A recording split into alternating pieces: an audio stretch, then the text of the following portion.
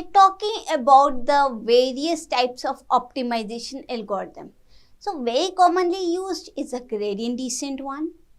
Then there are three optimization algorithm which are updations to the previous optimization algorithm, which are again very commonly used nowadays. One is the ADA-GRAD. It do help us in this. ADA-GRAD stands for Adapted Gradient Descent. So it is a form of gradient descent only, but it is the updated version of the previous one. Adapted gradient descent, it is slightly different from the other gradient descent algorithm. How? Because it uses different learning rates for each iteration. Each iteration means every time we are trying to iterate the new values, the new things, it tries to upgrade it. It uses a different learning rate for it. And it keeps the history of the calculated gradients. In particularly, what does it keep? It keeps the sum of the squared gradients. And so it normalizes the step of the update. So the intuition behind it is that it identifies the parameters with a very high gradient, which weight updates will be very abrupt, and then assign to them a lower learning rate to mitigate this abruptness that might occur because of the high gradients. At the same time, the parameters that have a very low gradient, it will be assigned a high learning rate. Basically, we have seen a vanishing gradient and exploding gradient. So, in ADA-GRAD, what we are trying to do? We are trying to identify the parameters with high gradient, and we are trying to identify the parameters with very low gradients. So, here, when we identify the parameters with high gradient, which weight update will be abrupt. So, in that case, it assigns to them a lower learning rate to mitigate this abruptness. Similarly, the parameters that have a very low gradient, they will be assigned a comparatively higher training rate. So that is how it functions. Every time the learning rate is going to be different for every iteration in ADA-GRAD. This is the main difference between the previous gradient descent and adapted gradient descent. But again, the problem with ADA-GRAD is that when calculating the sum of the squared gradient, we are using a monotonic increasing function, which can cause the learning rate to try to compensate the values that do not stop growing until they become 0. So it will eventually stop learning. So that is the problem that our ADA-GRAD optimization algorithm has. What is the problem it has? That when calculating the sum of the squared gradients, we are using a monotonic increasing function. So it can cause the learning rate to compensate the values that do not grow until they become 0. So it will finally stop learning. So that is the problem that we have in our ADA-GRAD optimization algorithm. So our next version of it has come, that is RMS-PROP. RMS-PROP. It can be considered as an advancement in the ADA-GRAD optimizer. How? It reduces the monotonically decreasing learning rate. We have understood that in ADA-GRAD, what was the problem? The problem was a monotonically decreasing learning rate. So it tries to reduce this problem that happens in our ADA-GRAD. This particular algorithm, RMS-PROP, it converges quickly and requires lesser tuning than the gradient descent algorithms and their variants. So this algorithm, RMS-PROP, it mainly focuses on accelerating the optimization process by decreasing the number of function evaluation to reach the local minima. Local minima, we have seen it is a point beyond which we cannot go. So, this algorithm, it mainly focuses on accelerating the optimization process by decreasing the number of functions, evaluations to reach to the local minima. This algorithm, it keeps the moving average of the squared gradients for every weight, and it divides the gradient by the square root of the mean square.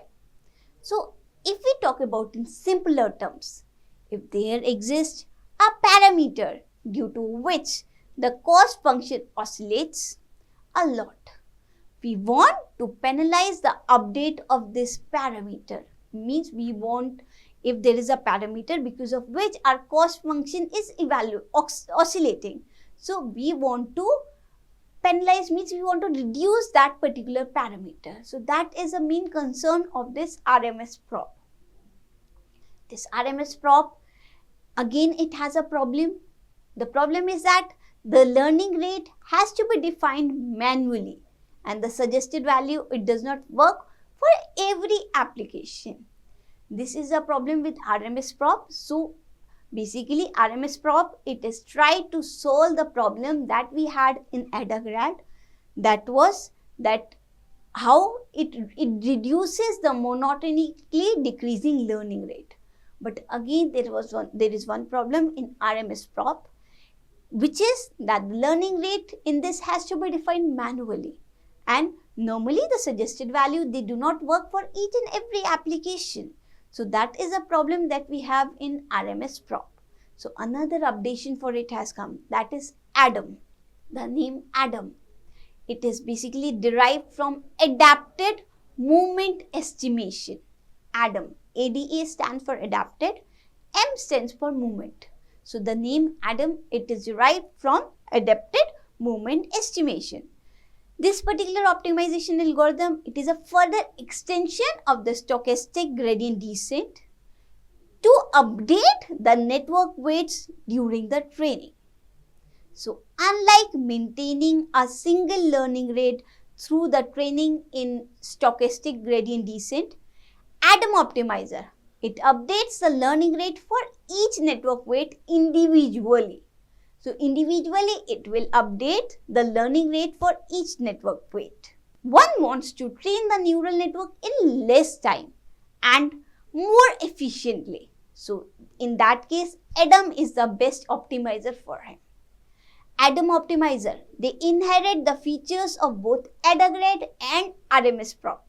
Whatever the best features of our ADAGRAD and RMS prop are, both of their features are being inherited by our ADAM optimizer.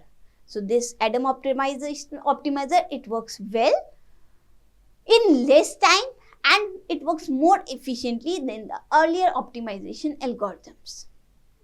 ADAM too has certain drawbacks, or we can say downsides.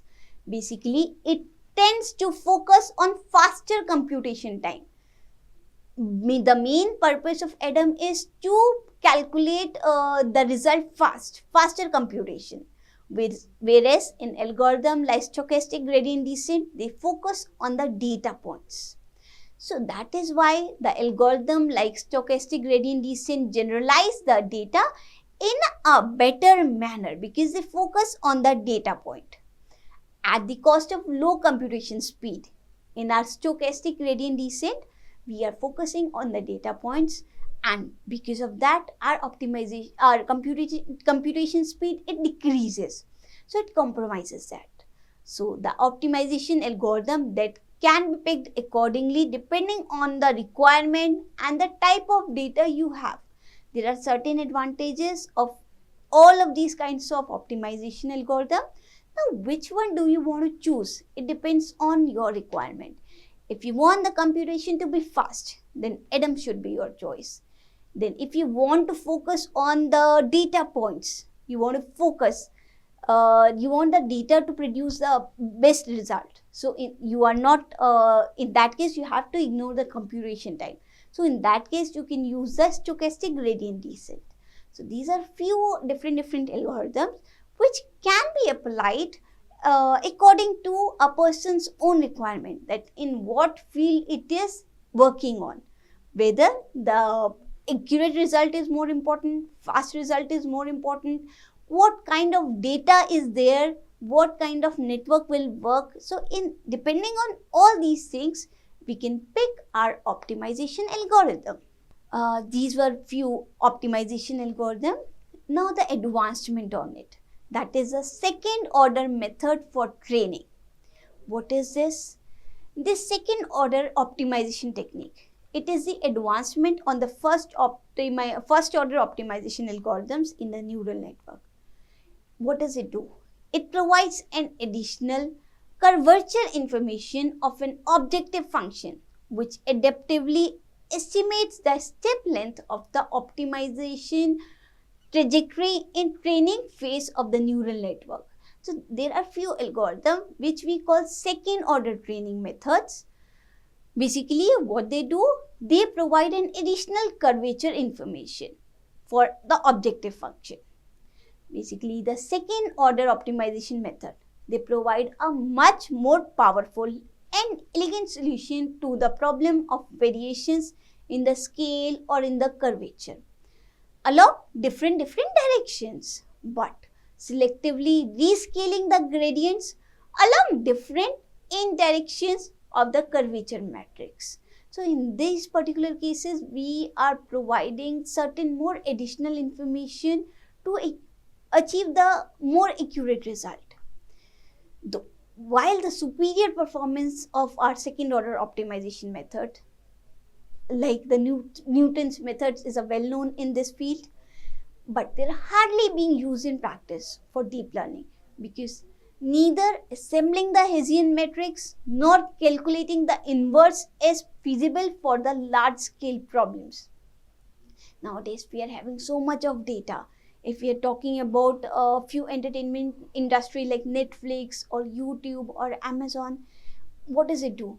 In Amazon, when you're watching something on Amazon Prime, what happens? If you're watching a certain movie, next time you select some other movie of some other taste. Earlier you have watched a comedy movie, next time you're watching some thriller movie, next time you're watching some horror movie. So depending on the requirement, this neural network which is running behind our entertainment services, they keep on collecting your data and they keep on updating their neural network, so that next time they would recommend us the kind of movie that you have watched earlier. So there is so much amount of data that is flowing nowadays by every individual, we can say. We are working on all the time the WhatsApp services, the email services. We are most of the time doing online things.